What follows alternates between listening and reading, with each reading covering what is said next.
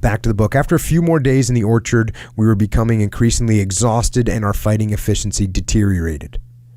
This condition existed not only in my company but throughout the battalion. Consequently, the news of a move back to rest came as a colossal relief to us all.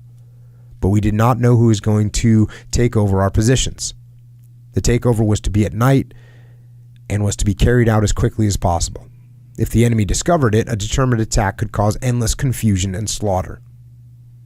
During the late afternoon of one particularly unpleasant day, Douglas appeared, that's the company commander, appeared with an American captain and 2 lieutenants from a parachute battalion of the 101st Airborne Division. They padded around the company area in their rubber-soled boots with the eyes of the whole company following them. So the 101st is coming in to relieve them. Having reconnoitered our area, the Americans returned to the company HQ to discuss administrative points for the takeover. The plan was for the American company commander to bring his company down the main road in single file along the edge of the ditch. When the head of the column reached our company HQ, they would be met by guides from each of our platoons to lead the American platoons to their positions. As soon as they were on the ground, our platoons would withdraw and assemble on the road. This may sound simple in practice, but at night in close contact with the enemy, it certainly was not. This type of operation leaves 2 companies particularly vulnerable during the handover. A determined enemy could attack and turn the operation into a massacre. This is one of, and I've said this before on the podcast, one of the hardest things to do is link up with friendly forces on the battlefield. And if you're under fire, it's even harder. So this one, they're trying to do it not under fire, trying to sneak and make it happen. Back to the book. The rest of the day was spent packing, making sure the enemy noticed nothing of this activity. We put our spare ammunition onto the carriers with greatcoats and blankets. The whole afternoon was strangely quiet. There was no activity from the enemy, and we in turn kept quiet. The sun went down amid a fiery sky. Looking east, the sky was threateningly gray. I went round my positions with Sergeant Kingston before the Americans arrived. All my men looked tired and could hardly muster a smile as I went from slit to slit.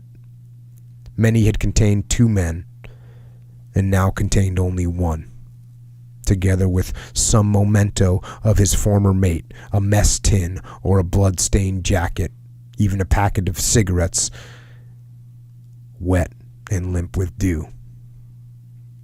I wondered how many more mementos would be there when the Americans were relieved. About an hour later, the Americans arrived. They loomed up in the darkness by the roadside, padding along in their rubber-soled boots without a whisper. I thought at the time what splendid troops they were and how excellent their equipment.